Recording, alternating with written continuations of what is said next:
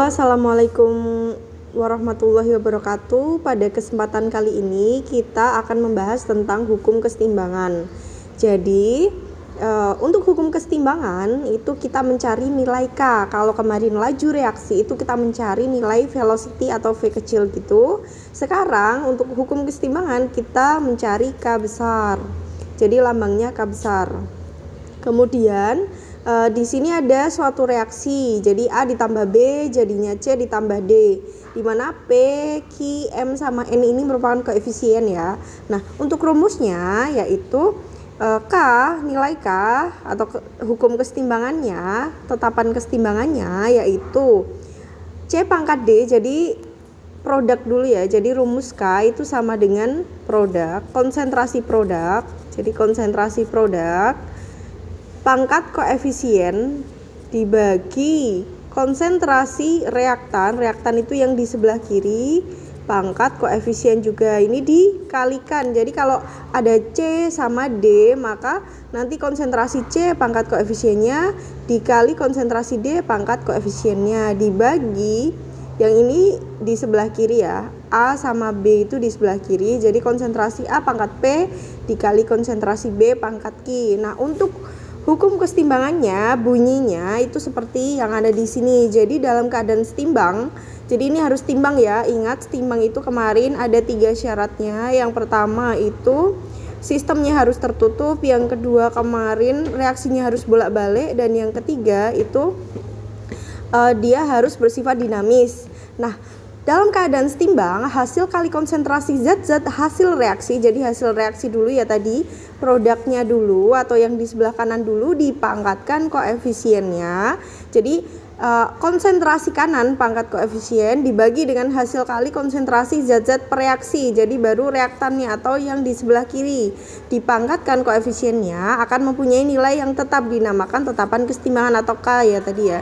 Jadi K itu gampangnya itu kanan pangkat koefisien dibagi kiri pangkat koefisien. Kemudian kita lanjut, di sini ada contoh soal.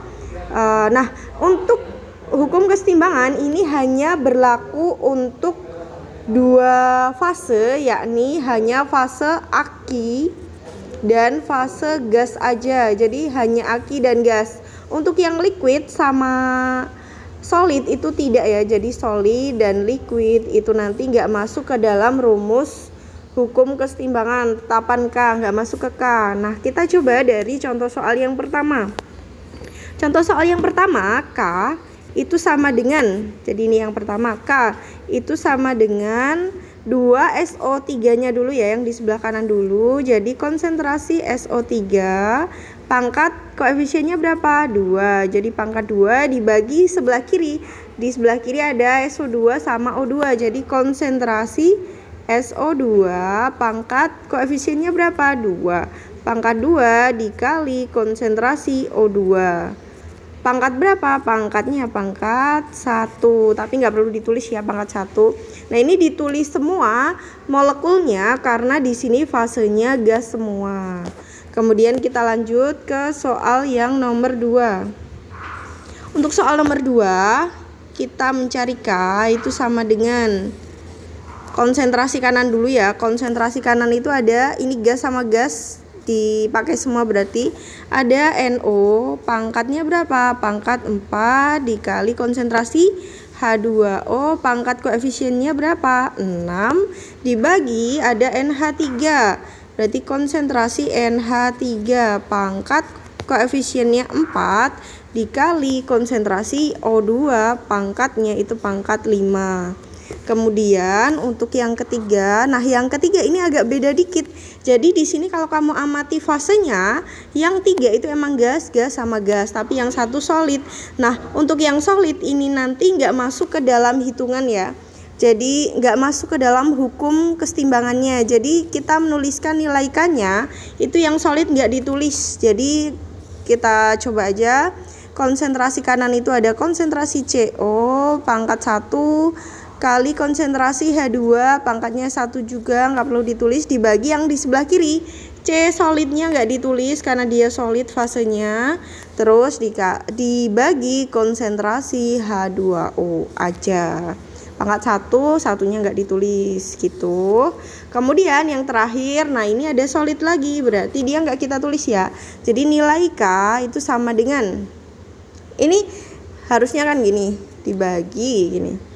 Yang di sebelah kanan dulu NH3, konsentrasi NH3 pangkat koefisiennya 2 dikali konsentrasi H2S pangkatnya 1, nggak perlu ditulis, dibagi.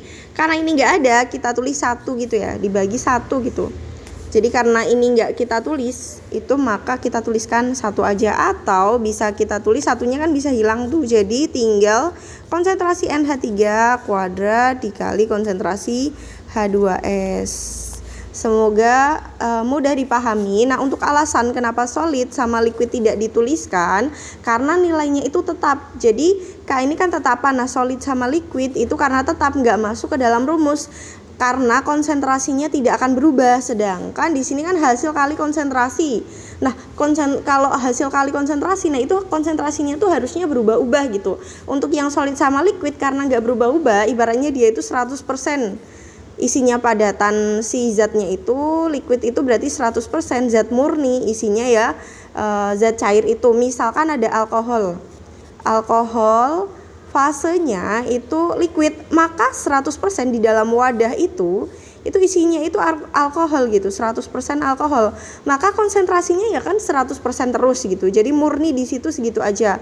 Kecuali kalau alkohol itu tuh fasenya aki, berarti dia dilarutkan ke dalam air, berarti konsentrasinya mungkin akan berubah-ubah. Bisa aja dia cuma alkoholnya 90%, yang 10% air, atau mungkin dia nanti akan diencerkan lagi jadi 50% aja alkoholnya, yang 50% lagi air gitu. Nah, dia kan bisa berubah-ubah konsentrasinya, maka bisa masuk ke rumus di mana menggunakan konsentrasi. Tapi kalau solid sama liquid, dia 100% nih, full isinya murni zat itu, maka konsentrasinya tidak akan berubah.